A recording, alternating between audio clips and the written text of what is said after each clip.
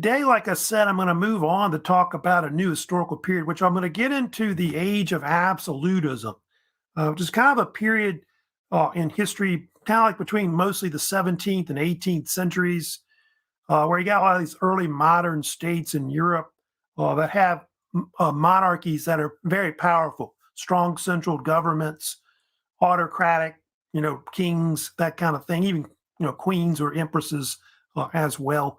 So this lecture is going to more concentrate on Bourbon, France, the Bourbon dynasty that's in France. That, of course, Louis XIV, the most famous one. We're kind of familiar with him in Louisiana a little bit. So, of course, move on to talk about first. I'll kind of get into today and really discuss, what the background of absolutism was. So usually I first talk about the background of absolutism. I'll talk about like what it is exactly, like what is absolutism overall. I'll kind of expand this real quick here yeah, it's where monarchs held extreme power over the state, where they controlled society. You can see they even controlled religion. And it's part of the old European state systems that were kind of starting to evolve, especially by the 1700s. So you got this case where a lot of these monarchies rule without really a constitution. In fact, the monarch is the constitution.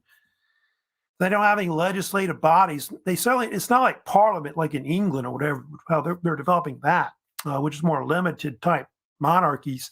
But pretty much on the main continent of Europe, they went more towards these kinds of monarchies overall. Now, I'll get to it later. A lot of it's based off of divine right, this belief that God has put the monarchy in charge on earth.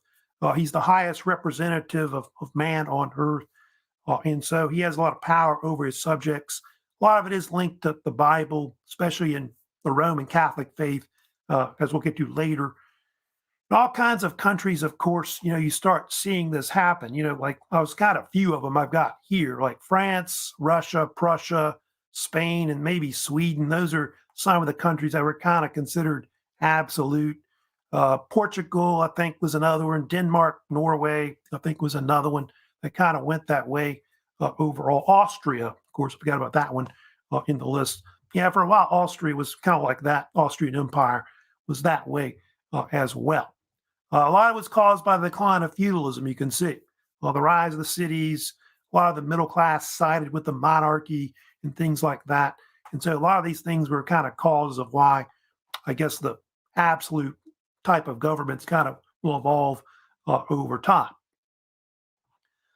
I'm going to talk a little bit about this man named Thomas Hobbes. Hobbes really is one of your most influential figures, really, in the really in absolutism itself overall. Hobbes was an Englishman. He was writing around the time of the English Civil War, which broke out in England in the 1640s. And Hobbes believed that part of what caused the English Civil War to happen was the fact that they had a weak monarch. And so he felt like if they had a strong central type monarch, they wouldn't have these kind of problems, persist. And so he wrote this treatise in the 1650s called Leviathan, which became real popular. I think I've got an image of Leviathan right here, Hobbes. But Hobbes basically compared the Leviathan, the sea monster in the Bible. He believed that the monarch should have absolute power over all to form a government. He believed that a lot of people at the time, like especially common man, wasn't really capable of running government. They were too brutish, too violent, too selfish, uneducated, that kind of thing. And so he believed that these monarchs' power should be centralized around the throne. And the only thing about it, his idea was more based on, I guess, what we call, it's later called the social contract. We'll get to later. They dub it, which I think Jean-Jacques Rousseau kind of helped develop.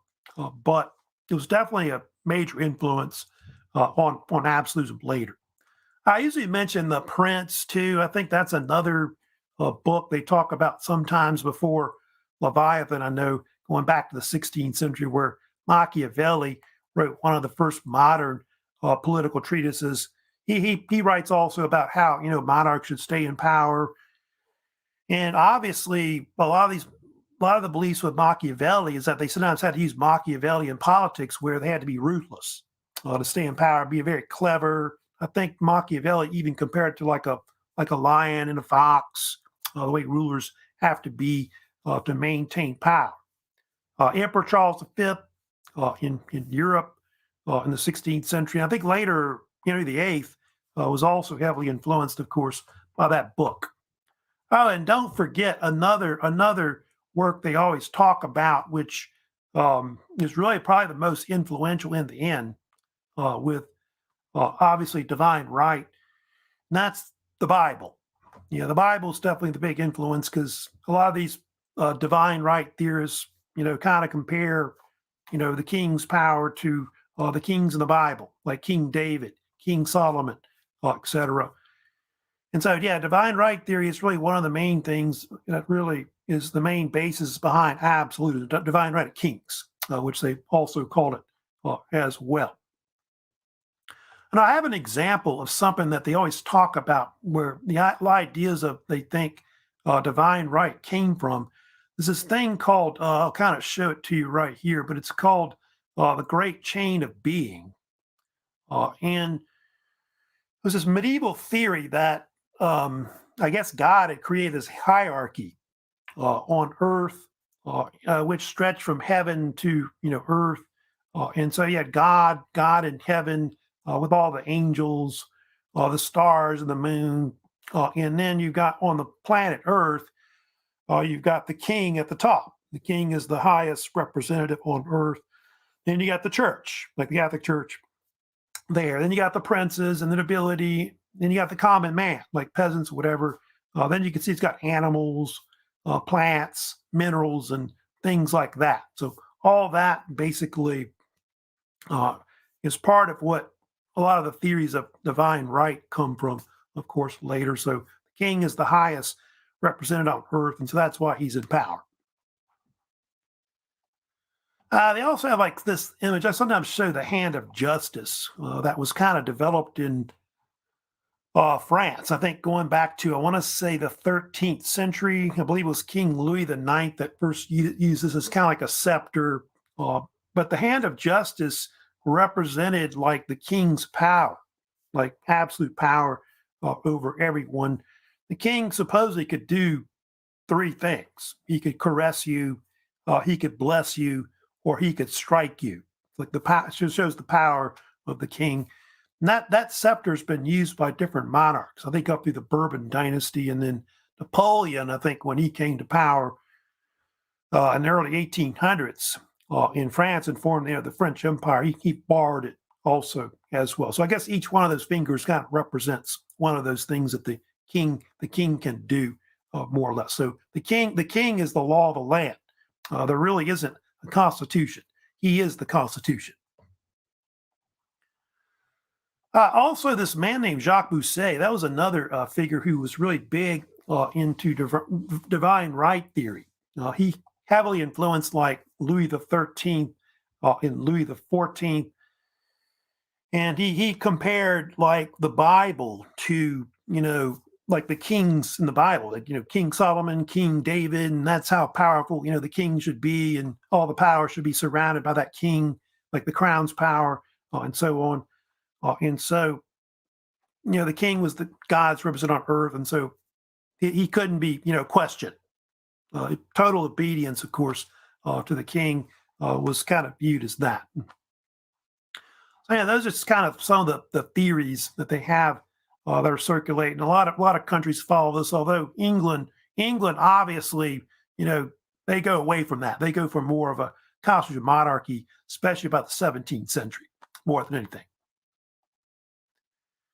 Now, to get into, of course, and talk about some of the different kings, of course, of the Bourbon dynasty, you can see here, there's King Henry IV, who, at the beginning, of course, of this lecture, I of course, play that little short little song, of course, about him, which is the national anthem, of really, I guess, of Bourbon, France. They called it Viva Henry IV, or the March Henry IV, which was named for him. He's the one that started the Bourbon dynasty. The Bourbon dynasty will reign from 1589 up to 1830. Although there was a gap in it, if you know about the Bourbons and all that, because they had this thing called the French Revolution that broke out. They eventually overthrew Louis the 16th and executed him, guillotine. And then later Napoleon came into power. He's kind of stayed in power like 1814, 1815. And so there's kind of this gap. Although the Bourbons, they never recognized that all that stuff happened. They kind of acted like it never happened. Yeah, you're looking at Henry IV, who originally was called Henry of Navarre, who actually, by the way, was a Huguenot. He was actually this French Protestant that kind of rose to prominence during the French Wars of Religion in France. He was a cousin, by the way, of the Medicis and the Valois families. They were kind of powerful Italy and France. And he got his name Bourbon from a relative of his that went back to the 1300s, Louis I, known as the Duke of Bourbon. So that's where the name Bourbon dynasty comes from. However, if you know about it, the French don't pronounce it that way. They say it Bourbon, by the way. But the United States, they start saying Bourbon because of Bourbon County, which is up in Kentucky, where they started making bourbon whiskey. And so hence the name being used. So if you think about Bourbon Street, like in New Orleans, Louisiana, whatever, it's named after the actual dynasty, of course. But nobody says it the other way. They say it Bourbon. By the way, the Bourbons were like a cadet branch of the Capetian dynasty, which went, by the way, all the way back to the 10th century, like during the Middle Ages. I think there was the original king of the Capetians was a man named Hugh Capet, who reigned kind of in the late 10th century. And he was related back to the Franks, Charlemagne and all that went back to the kind of like the early Middle Ages. But yeah, he was a former Huguenot who came to power. What was he known for? Navarre was the one that kind of created peace in the country.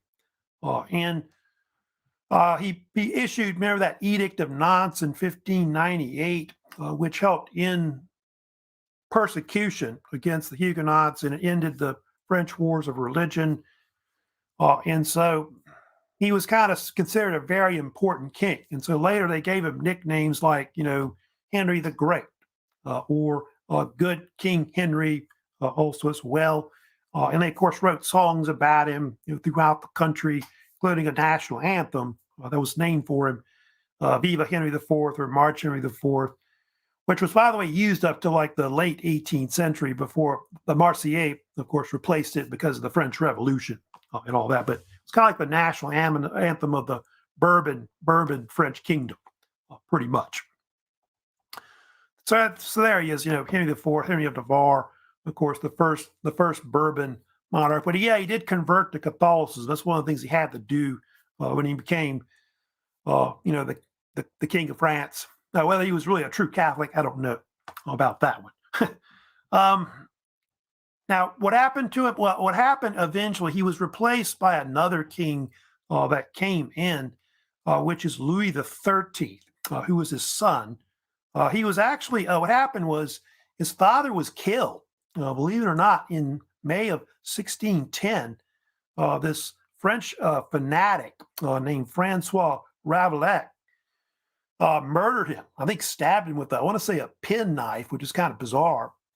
And he was this Catholic fanatic that I guess was upset about the whole Edict of Nantes and all that. And so he died right afterwards. And so King Louis XIII came to power, and he was like really young. I want to say he was close to maybe about 5 years old or so when he came in. And because he was so young, his mother had a lot of power behind the throne. That was Queen Marie de Medici. who was the wife of King Henry IV. I think it was his second wife. And anyway, she was the one that was the power behind the throne for a bunch of years when he was kind of young, Louis XIII. And she was kind of instrumental in eventually putting into power this man who became real powerful named Cardinal Richelieu. He was called. And Richelieu would go on to become one of the first chief ministers of France, which was kind of like an unofficial title, which he would rule 1624 to 42, but he would head up the government under Louis XIII and begin to centralize the government around the crown and take power away from the nobility and all that. And I think I've got another image showing him, but he had a nickname.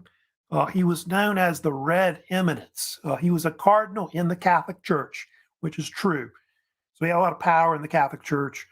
He was called Eminence, though, because he was so powerful of a figure. He wasn't really a monarch, but he was so powerful that he had his own palace in Paris. Just kind of give you an idea about him. So some people think he was the prototype to the absolute monarchs that come later, especially Louis XIV, and had an influence on probably Louis XIV. And I think this image here is a better one right there, kind of showing you him. But you see him in the dress of a red cardinal right there, which the cardinals are pretty powerful. They've helped to elect the popes in the Catholic Church. His real name is Armand Jean Duplessis. They called him the Duke of Richelieu. But people called him Cardinal Richelieu for short. And so he had a lot of impact on a lot of the policies of the country, not just domestically, but also foreign policy as well. In fact, he was so powerful, he handpicked his predecessor, the one that would, I guess, follow after he would die, which I think was Cardinal Mazarin. I'll get to him, of course, a little later. They have this, of course, I'll get to Louis XIV a little later about him. I had a picture of, where was I'll get to Mazarin. Of course, there's Queen Anne of Austria. I kind of wanted to show her. She was actually the wife of Louis XIII. Kind of talk about her. I'll get to her later, but she's kind of an interesting figure as well. That'll come to power, but we'll talk about him later. Let me first talk, though, about Richelieu a little bit and discuss how they weakened the actual nobility in the country. Well, Richelieu, one of the things that he did importantly was that he would weaken the crown by taking power away from the actual nobility. The nobility could not have their own standing armies. They couldn't have, fortresses. They couldn't have castles, things like that anymore. Only the monarch could control the armies, control fortifications, castles, and things like that. They also exempted the nobility from a lot of taxation. They put a lot of it on the middle class or lower classes more than anything.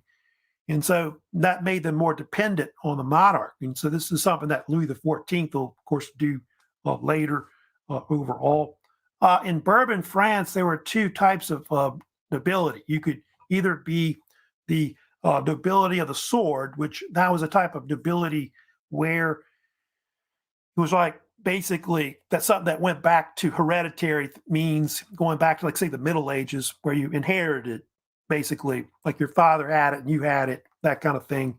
Then nobility of the robe was something you could earn by paying money to the crown. Literally, if you had enough wealth, you could become a nobleman overall. So it didn't necessarily have to be hereditary, but when you died, your son or whatever couldn't inherit it, that kind of thing. Richelieu's policies, by the way, would actually make France a world power. One of the things that they did, which I've talked about before, was that Richelieu is the one that kind of got Louis XIII to support a lot of the countries in Northern Europe that were fighting the Habsburg empires, Spain and Austria in the 30 Years' War. And so they sent a lot of money, a lot of course, troops, of course, to fight the Habsburgs. Because they realized the Habsburgs were becoming an enemy of the French Empire. Now, I think also they kind of saw this as an opportunity to trade with a lot of these powers in like Northern Europe, Dutch Republic, Prussia, etc., Scandinavia, and so France is going to help to end eventually that conflict. It won't be under Richelieu, I think it is, but now under Louis XIV, they'll eventually end the 30 Years' War with the Peace of Westphalia, and France will come out in the end as a world power. Oh, one more thing I did want to mention about Richelieu, which is real famous. He started this thing called the Académie Française, you may have heard about, in 1635, and he was this French consul which controlled like the language of France, the French language. So anything where the French language is being used, whether it's like in the arts and the culture, French dictionaries, literature, whatever, this consul would control it. They were very powerful too. I think they were called immortals. They were on it. And so Richelieu had a lot of influence on the country. Also influenced a lot of, there's a lot of movies. Have you ever seen like that movie called The Three Musketeers, which was based off of that novel by Alexander Dumas, basically. And so, yeah, he's kind of an influence, Cardinal Richelieu, on even like literature and movies and things like that. He's kind of been around. All right, I'm going to move on. I'm going to talk also next, of course, about another famous ruler, which you see there, which is Louis XIV. And Louis XIV was really the greatest monarch of the Bourbon dynasty. Of course, third Bourbon king, you can see, considered one of the greatest absolutists of his age. In fact, usually the age of absolutism kind of peaks around when he lives, between the 17th and the 18th centuries. He is the longest reigning monarch, by the way, in European history, at least in modern times, reigning over 72 years. I think 72 years, and I want to say 4 months. I think the only ruler that has a chance to maybe pass him is Queen Elizabeth II. If she can live another 2.5 years, I think she might pass him, basically. But yeah, he is considered one of the greatest monarchs. I think it's because of the fact that Louis XIV was one of these kind of rulers that micromanaged his reign, pretty much ran without a real main chief minister. He didn't really have like a Richelieu, I think, later that controls his reign. He's got powerful ministers like Jean-Baptiste Colbert, you may have heard of. That's real famous. But in a sense, he's one of these monarchs that kind of really controls the state and micromanages as a autocrat, pretty much. Of course, he got this nickname later, everybody called him, which is the Sun King, Roi Soleil, which was kind of like a symbol of his court at Versailles. But he was called other names. You can see the Louis the Great, Louis the Grand Monarch, which is the great monarch, is what it meant, more or less. And he had this famous motto, I think, that a lot of people have heard about, which is, of course, well known, which is, I am the state, l'état c'est moi, which kind of summed up, the political theory of absolutism and how powerful these monarchs were in early modern Europe at the time. The translation actually means the state is me. And so he's basically saying that I'm the reason why France is a great state, great power. And I pretty much control everything. Everything I do policy-wise is because of me, that kind of thing. And it's all about, my grandeur and so on. And so the policies of the state, were based on his, statecraft and so on. So it's not the other way around where it's all about the people and that kind of thing. It's more like about how he runs the state in general. Early on in his reign, it wasn't like that. I'll kind of get more into the Sun King and all that. But there was this powerful minister that was under him that was named Jules Mazarin. He was actually handpicked by Richelieu to take his place when he died. He came in about 1643 and really became the de facto ruler of the whole country for about almost 2 decades. You can see 1643 to 1661. And he controlled a lot of the early reign of Louis XIV, really influenced Louis XIV on a lot of his statecraft and running the country in general. I think he was probably more influential than any other figure overall. There's this actual, of course, I talked about Queen Anne of Austria, by the way. Of course, that was the mother, of course, of Louis XIV. Of course, originally the wife of Louis XIII, who had passed away. And so she had a lot of power by the throne, too. She was actually the real regent of Louis XIV. But Richelieu really was the one in power because he's the one pretty much that ran the government overall. They think that Mazarin maintained a very close relationship with the Queen with Queen Anne. There's even been speculation and rumors that they were secret lovers, or they may have married at one point. Seriously, and I think the French nobility, who, by the way, didn't like Mazarin, they hated Mazarin, couldn't stand him because I think he was Italian. About this Italian background, came from Italy originally. They called him nicknames like the custodian of the Queen's bed, or I think another name they called him was the Italian thief, because they thought he was trying to steal control of the country and all that. And so he's kind of a controversial figure, and I'll get to that. Of course, I'll get to her in a second. That's actually eventually the wife, of course. Eventually, he will marry. Like I think right before Mazarin dies.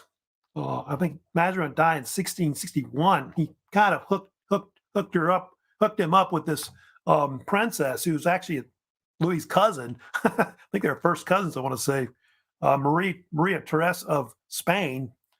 And it was kind of like a political marriage to try to, bring peace between France and Spain, who had been fighting a bunch of wars that went back to the 1630s, the so-called Franco-Spanish conflict or Spanish War, they called it.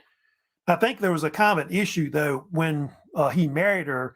The Spanish didn't give him a proper dowry. He was kind of angry about it. And so I think later in the 1660s, he decided to invade the Netherlands because they refused to give him a decent dowry. That caused the so-called War of the Devolution. I think they nicknamed it Europe. But Louis had if I could find her somewhere in here, he had different. There was this woman here you may have heard about.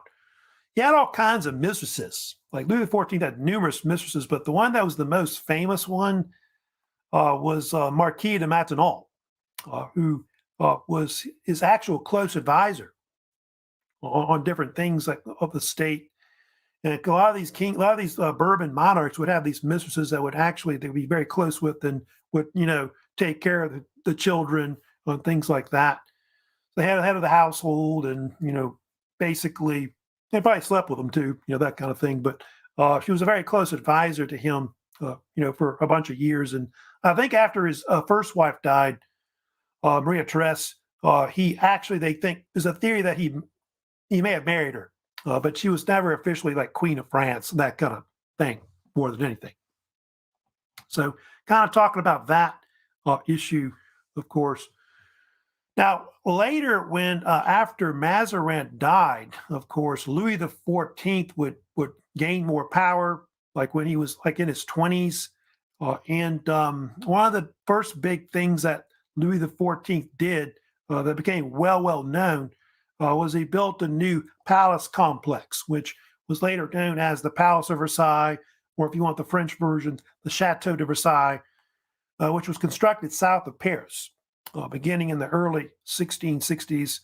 Versailles will be very important. Versailles is almost like a de facto capital of Bourbon France, at least between the 17th and the late 18th centuries. In fact, actually, at one point, you had 3 rulers that reigned from there, which was the central court of the Bourbons, Louis XIV, and then later Louis XV, and then Louis XVI reigned there up into the French Revolution until the revolutionaries overthrew him and forced him to reign from Paris, which will happen, of course, a little later. So you can see that was something that in that image right there, the Sun King was very instrumental in developing and part of why he developed it too was to control the nobility, because they would have to come there when the government's in session, and then he could micromanage everything in the state. There was an issue I didn't talk about, which right before he came to power, there was this thing called the Fronde. I don't know if you heard about this, which happened in the 1649 to about 52. A lot of the nobility rebelled against Mazarin, tried to even throw him out the country, exile him at one point, and they eventually failed. Mazarin would stay on for almost another decade, and they think after that Mazarin was able then to centralize the crown's power even more.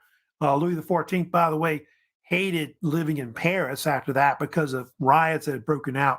And so he moved more to the countryside. And that's where he built his new palace there.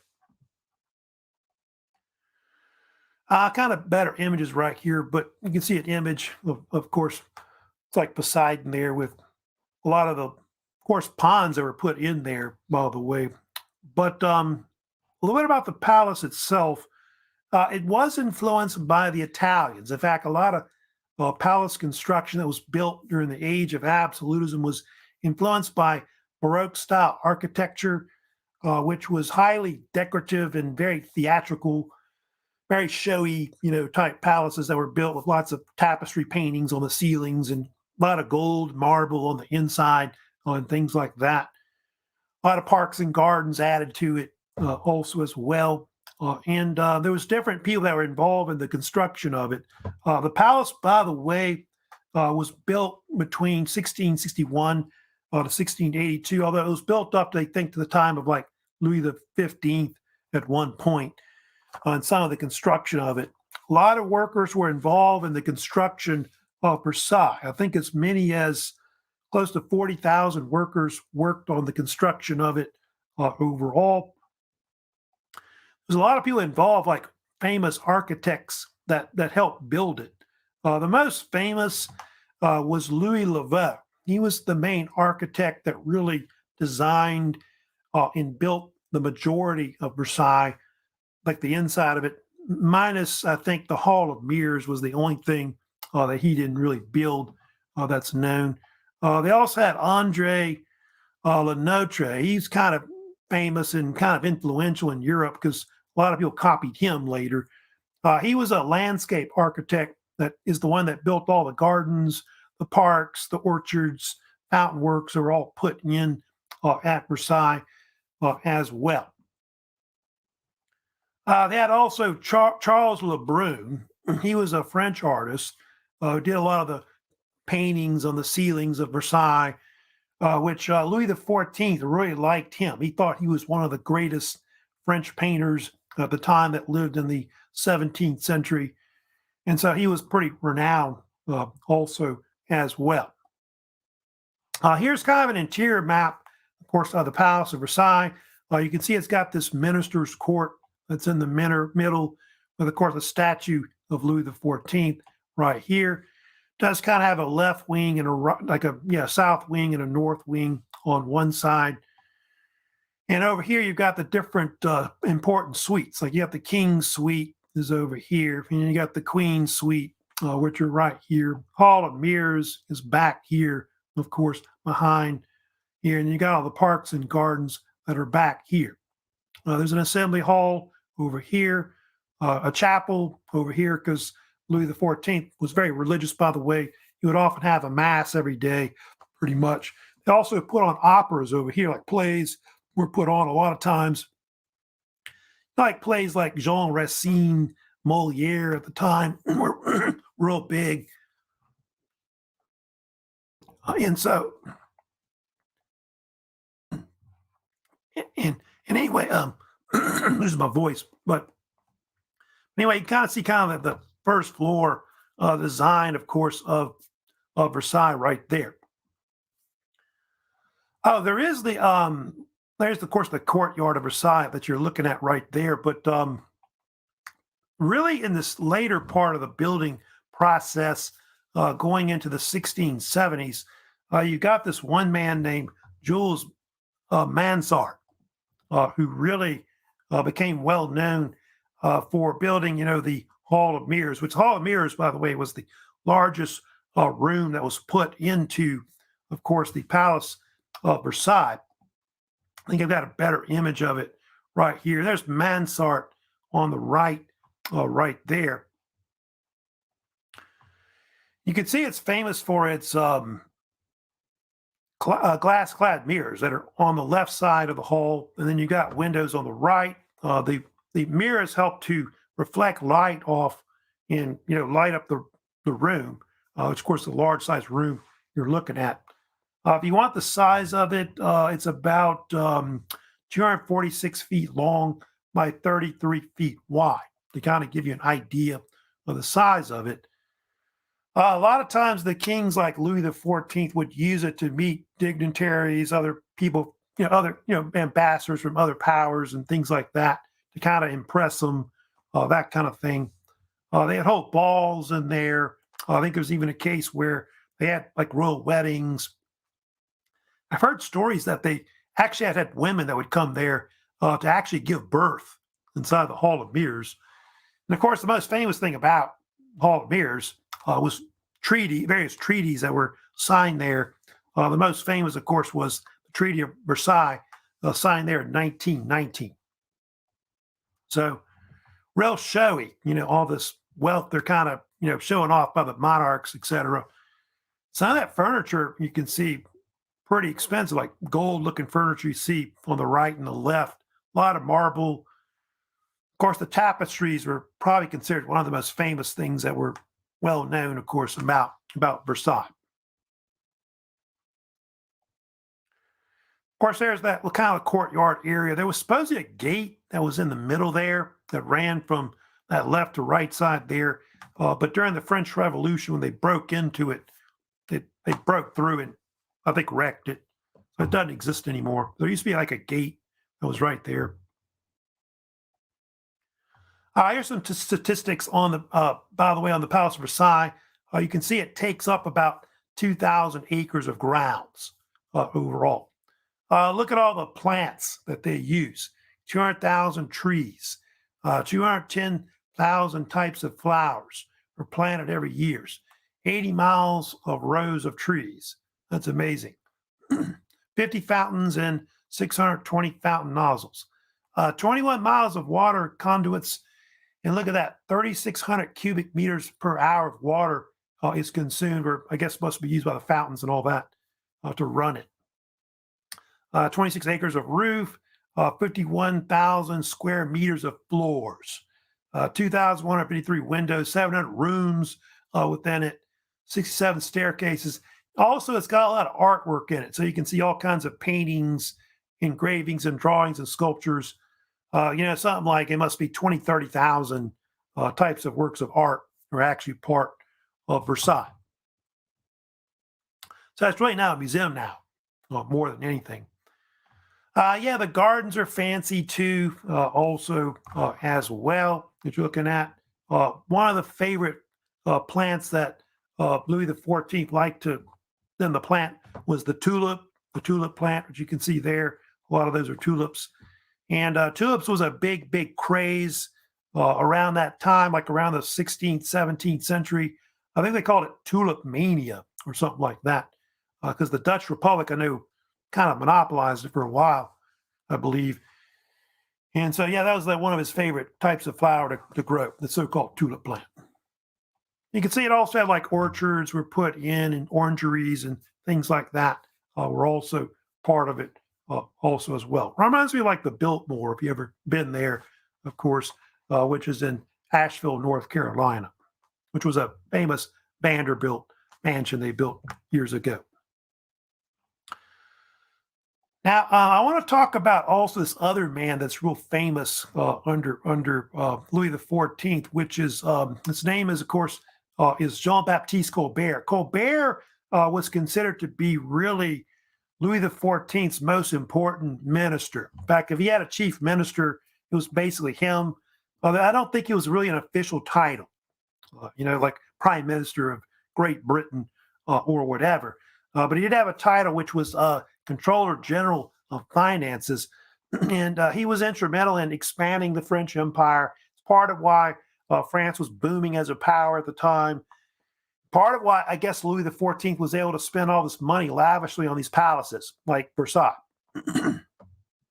Now, Colbert had this type of new economics that he started using that they called it Colbertism, I think was the common nickname they called it in France later. They usually called it mercantilism, is what they nicknamed it. And mercantilism became a very popular form of economic trade that peaked between the 16th and the 18th century. It's the precursor before they got capitalism or free trade, free enterprise that'll come later, that Adam Smith kind of influenced from Scotland. And how it works is that nations try to accumulate as much wealth, as much gold as they can by exporting more than importing goods. And so they would do this through like royal colonies all over the world.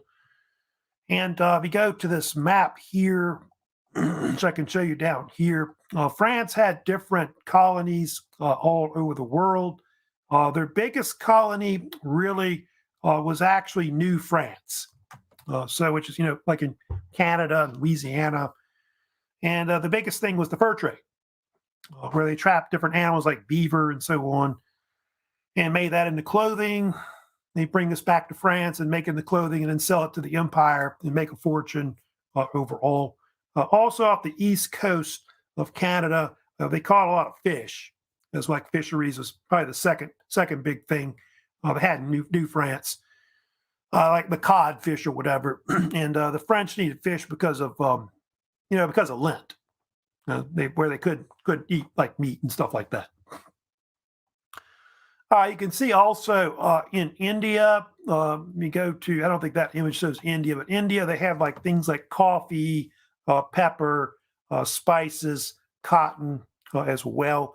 Back under Colbert, they had a company there called the French East India Company for a while that dominated a lot of trade in that region.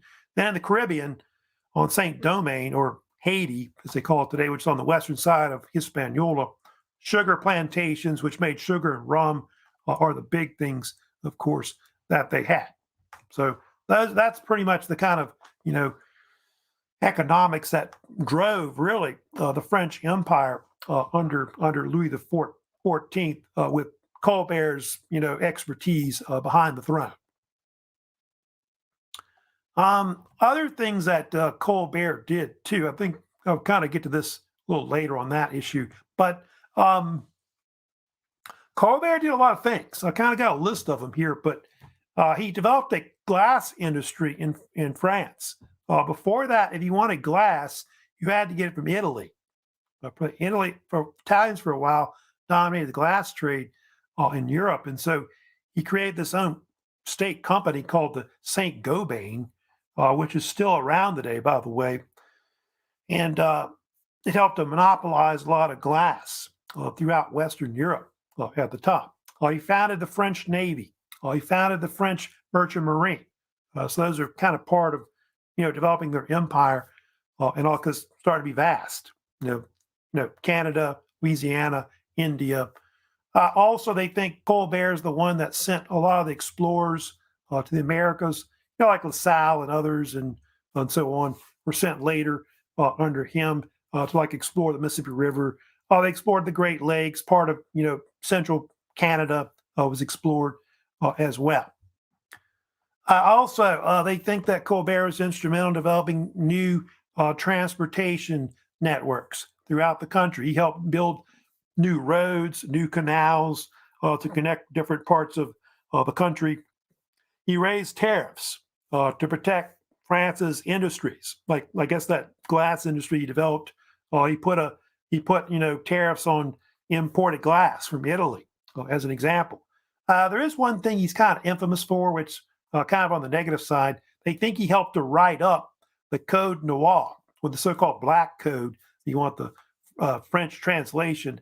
These were a series of French laws which controlled and regulated slavery throughout the French Empire. So this affected, Canada, this affected, Louisiana later here as well.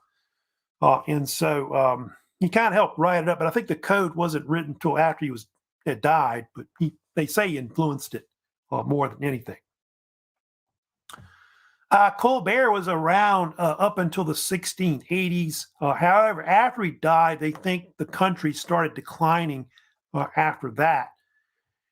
And this is other issue I was going to get to next, which happened was that Louis XIV, who was very religious, very, very pro-Catholic, and he didn't really like Protestants too much, he decided in 1685 to revoke the Edict of Nantes. Happened in October of that year, with an edict he issued called the Edict of Fontainebleau, which was named after one of his palaces in Paris, Fontainebleau Palace in Paris. And what this edict said was that they either had a choice. They could either convert to the Catholic faith or they could just leave the country. I don't know if they would kill them, or imprison them, but basically that was their choice pretty much. Some did convert, by the way. And they he ended up like forcing out, you can see 100,000 French Huguenots at one point fled the country to other countries, Germany, the Netherlands. Some even went to America later, where the United States will be. And he forced them to close down their churches. He closed down their schools overall. And so that's why later when, in the future, I guess modern France today, there's very few Protestants. I think I told you before, I think France only has 2% Protestant. That's it. I think 40% of most Frenchmen are Catholic today. I saw before, statistic-wise. But that's something he was behind. Why did he do it in the end? They say it was partially because of his religious faith. The fact that he thought that France ought to have, one king, one king, one religion, that kind of thing, which would be the Catholic faith. He also didn't want the Protestants to have any power in the country, and so that had a lot to do with it as well. They do think it harmed the country. They believe it caused like an extensive brain drain because a lot of these people that fled were kind of important to the French economy. Some were merchants, some were artisans that were kind of important, like in different crafts. And so they think it helped to kind of contribute to why France started to decline, late 17th and going into the 18th century overall. The other thing that happened too, the French got in a lot of wars.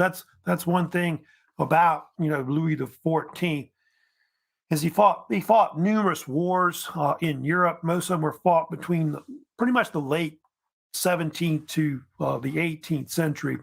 His biggest rival was the ruler of Austria, who was also the Holy Roman Emperor, who was Emperor Leopold I, who, by the way, was probably one of the most powerful rulers at that time, up there with Louis XIV in the 17th century. Actually, a first cousin, by the way. And so those two had tangled in a lot of wars. I know the two big wars they were involved in was the 9 Years' War, which was fought between 1688 1697. That was fought because two reasons. Louis XIV tried to put his nephew back on the British throne, which was King James II. I'll talk about that later because of the Glorious Revolution. And then the other one was because of the fact that Louis invaded Germany and part of the Netherlands. And so that had a lot to do with it because Louis wanted to expand eastward and push into Germany and take control of it. So that created a lot of tension later. And they had another war later. Some of these we might get to later and talk about it. War of the Spanish Succession, 1701 to 1713. That was fought because the king of Spain, Charles II, didn't have any heirs. And so he gave the throne to Louis's grandson, Philip of Anjou. So that started a big war in Europe too. So we'll probably mention some of these wars later, when I get to them. So at the time, that's kind of looking at some of his empire. You see that he controls. But he wants to try to expand into the Holy Roman Empire or into the Netherlands as a whole, and then also, of course, in the New World. They have later kings that come in. Of course, his great grandson would rule later. They called him the Beloved. That's what the French people called him. He would inherit the throne overall. Pretty much Louis outlived a lot of his sons and his grandsons, and so he ended up on the throne. He would be the fourth Bourbon monarch. And it's funny about this whole issue. Before Louis died, he actually gave him a letter saying something like, "My child, do not imitate me in the tastes that I have had for building or for war. Try, on the contrary, to be at peace with your neighbors. Try to comfort your people, which unhappily I have not done." And so Louis XIV felt like he had failed as a ruler. He had made too many wars, things like that. Of course, Louis XV wouldn't listen to him. He'll get in a bunch of wars too, especially the 7 Years' War. That's going to be the big one. He's going to end up losing that war to the British, and they end up losing like a good chunk of their empire overall. So yeah, France is going to eventually decline. It's going to start in I'll get to the 18th century later, but because of the rise of the British, British Empire really by the 18th century becomes the big power overall. Multiple wars, also a lot of internal problems. That's something we're going to get to later. That happens with the French Revolution. There's not much equality in the country, and pretty much the upper classes control everything, pretty much.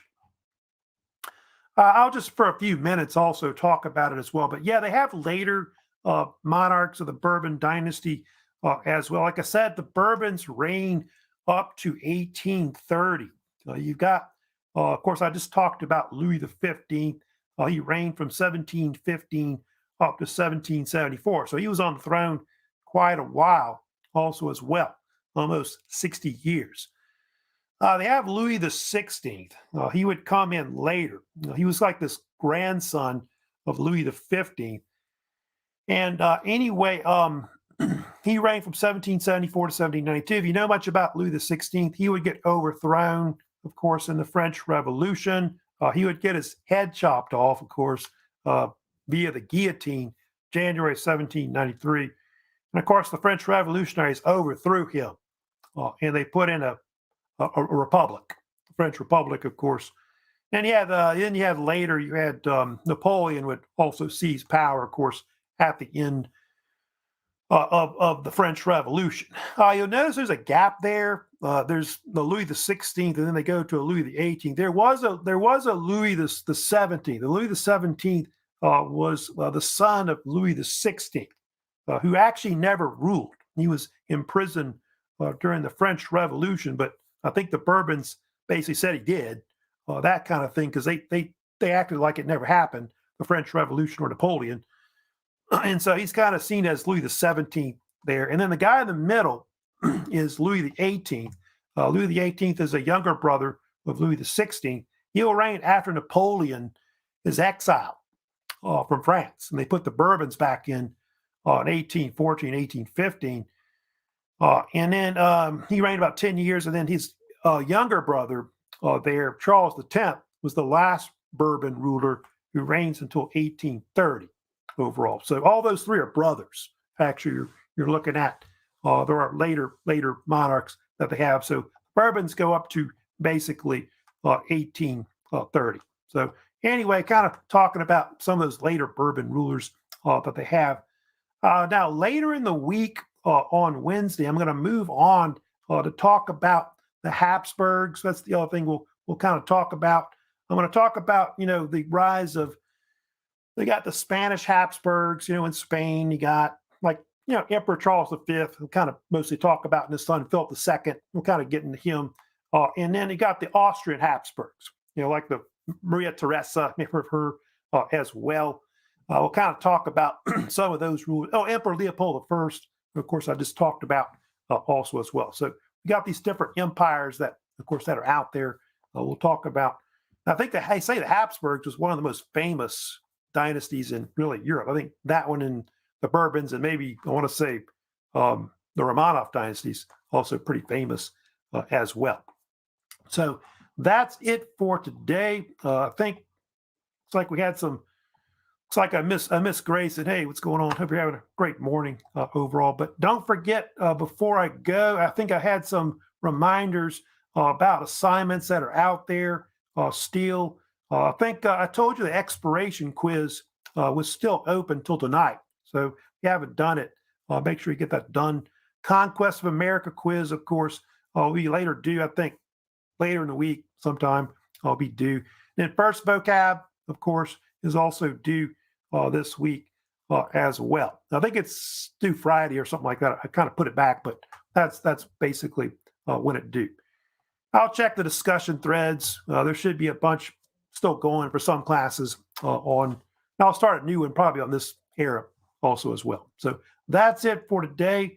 I, of course, will see you later, of course, in the week. But happy Valentine's Day, by the way, to everybody out there.